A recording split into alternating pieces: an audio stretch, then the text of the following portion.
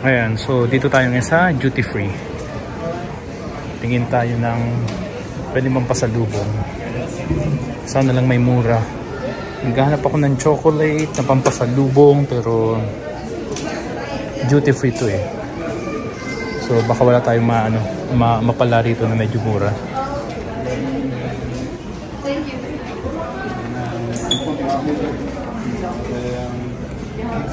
Ito, chocolate. Ito yung gusto ni Mrs. dapat ipasalubong. What? 23.50?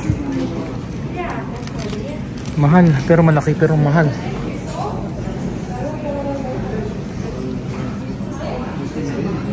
Ang mahal nga lang. Ang laki oh.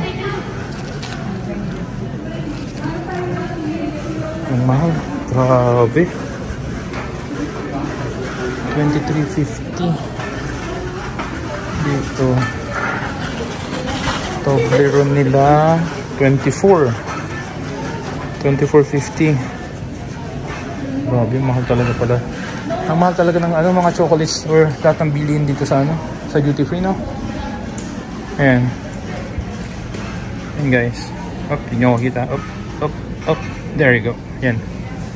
Ito nga ang maliliit to. $13 din. Ayan, parang sa Walmart ata. Ano yan eh? $10 tatlo na. Parang ganun.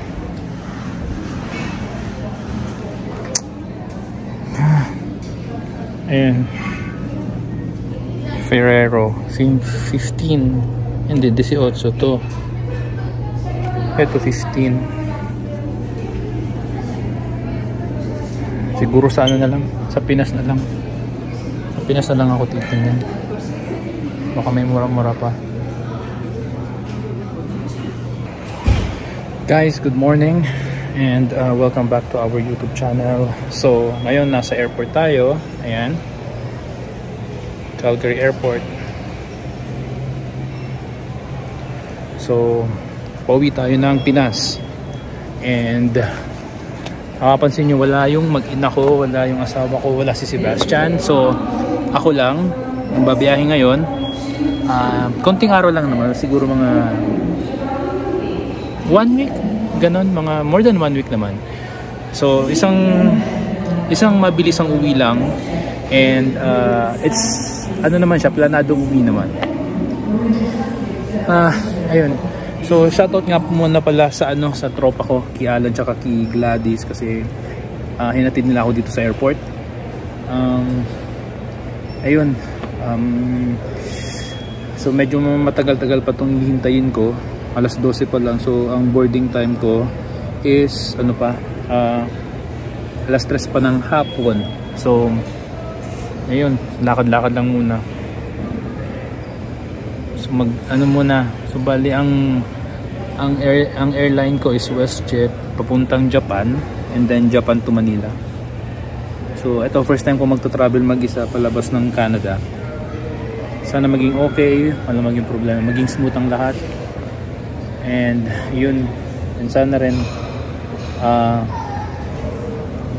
hindi ako mahirapan sa paglipat ko ng eroplano pagdating ng Japan kasi ang issue ko kasi ngayon guys is 1.5 hour lang ako sa Japan.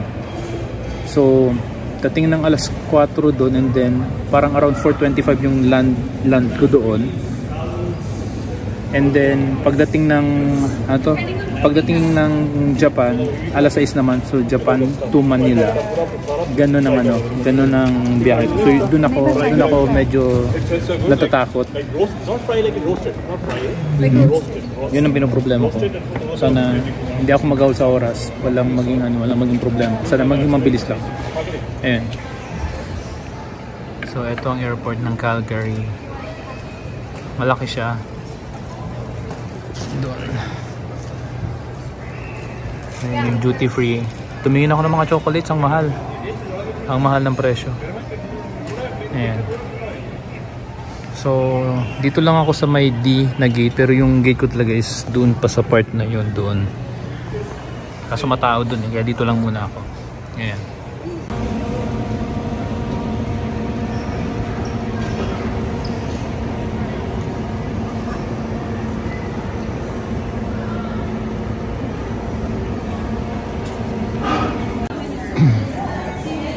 Alright guys, so yun na po, magbo-boarding na tayo. D74 Tokyo Narita.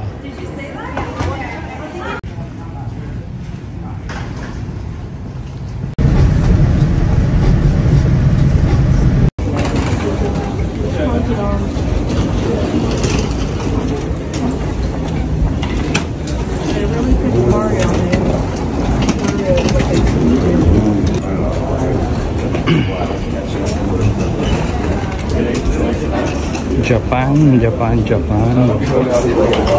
Delayed ang flight namin.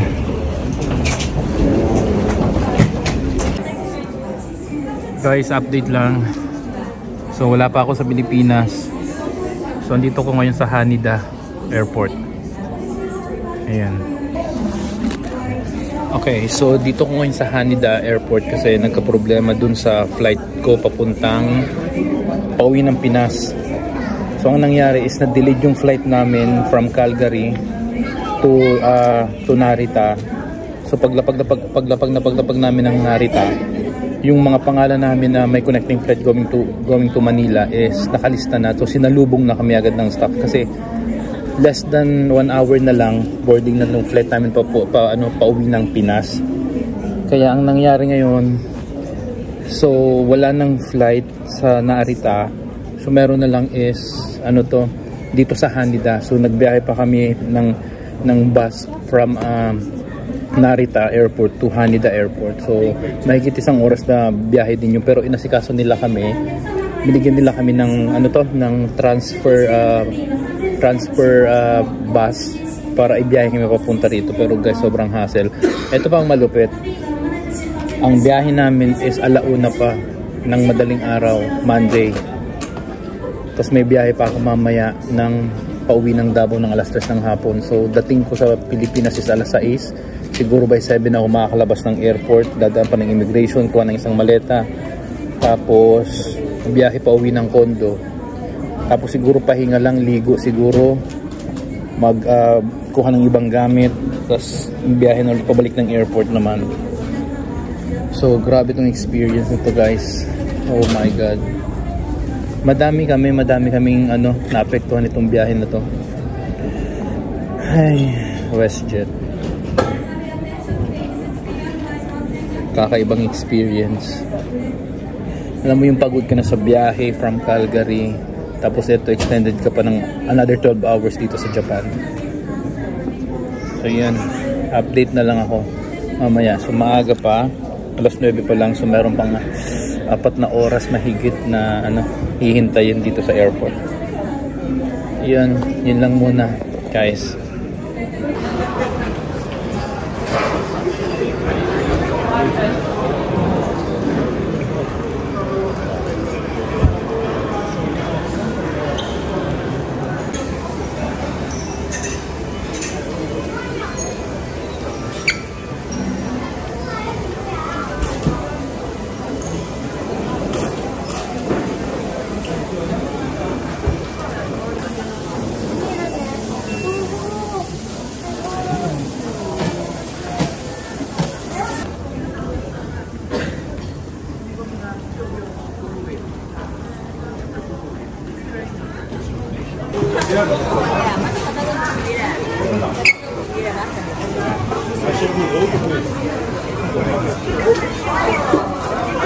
Kaya ito, pinagkakaguluhan nila.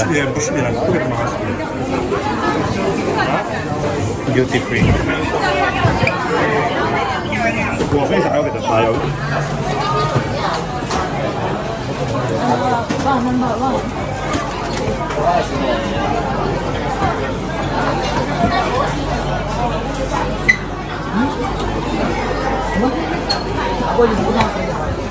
Mga sweets. Ayan, pinagkakaguluhan nila. Nagre-refill pa.